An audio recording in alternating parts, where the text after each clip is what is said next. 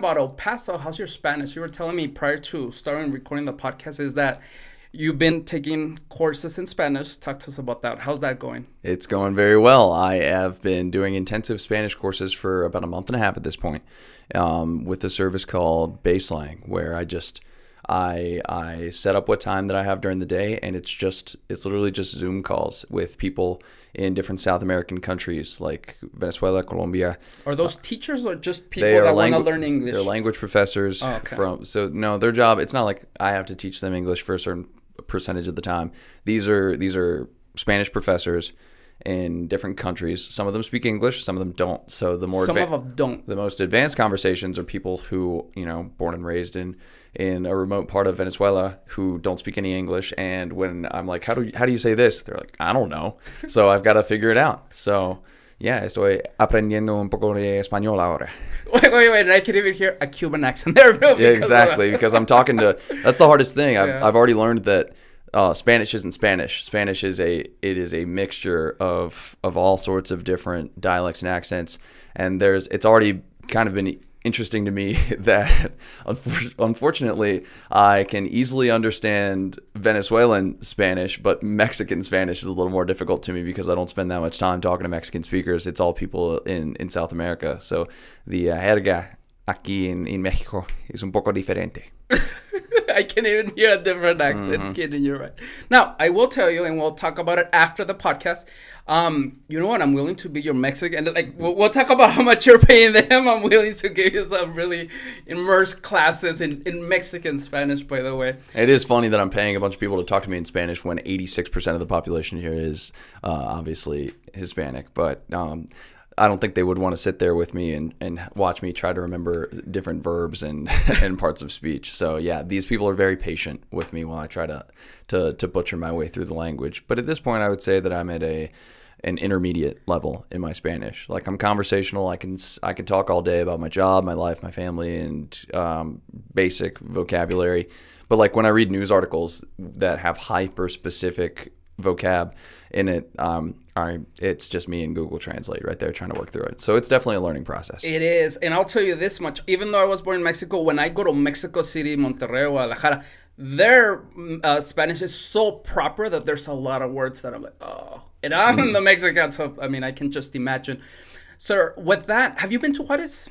I have been to Juarez one time. I went right before the pandemic hit in early 2020, and went and just kind of walked around a little bit, just ate at a couple restaurants, and was only there for a couple hours. So the big thing for me, and one of the points of emphasis with my Spanish, is like, I want to be able to nail it. I want to go to Cometa and Juarez and be able to order flawlessly. That's my whole deal. That's the end game. Nice. Now, I will tell you this, that a lot of people from Mexico will tell you that if you go to Juarez, there's other places that you should go. Other than Cometa? For sure. But I get slander. We'll talk about that after. Okay.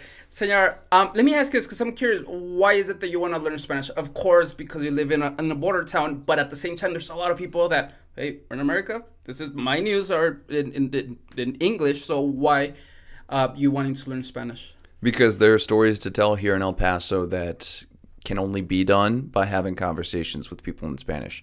When the border closures happened last year and non-essential travel was shut down, and we wanted to explore the impact on those people who live closest, the people in Chihuahuita, and how it was hurting them when they literally live footsteps away from the bridge. If you go out there, these are people who are Spanish-only speakers. And I was able to, I had to rely on a photographer who spoke Spanish to be able to facilitate the interviews, and we came away with a story understanding that, they were cut off from their family who lived, in some cases, hundreds of yards away, literally just through the fence. But the pandemic had cut them off, and they didn't know when they would see them again. And it was a really powerful way to show that this community had been sliced in half, basically, by the pandemic. And because of my lack of language abilities, I had to rely on someone else to do that. And I hated that I was not able to communicate and to be able to form that connection with these people on my own. So that is a big reason for me, because the next time I go to Chihuahua to do a story, I'm going to be having that conversation myself. Wow. And that just talks about your commitment that you have to your craft. Because as you're telling me this story, I'm thinking of, not that I know them personally, but of course there's other news reporters that have been in the city for a long time that don't speak Spanish. And I'm just curious as far as why is it that after maybe 10 years they haven't chose to. But that's a different story. But again, that just shows the reason why you're El Paso's favorite news reporter. Exactly. I'm not all the way there yet, but a really cool way I've started to be able to connect with people over the language is asking for things like movie recommendations and what kind of media I should be checking out, because that's a huge thing for me, is to get to the point where I still need subtitles to be able to follow along stories. But like I'm already loving some of the most prominent and classic Mexican movies, and I think Argentinian in one case. The first movie that I watched was Diarios de Motocicletas, which was the story of young Che Guevara. And that was, like a classic Spanish language movie and one of the big examples to watch. And I'm like, I am hooked. Because I told you already, like, I got into journalism because I love movies so much.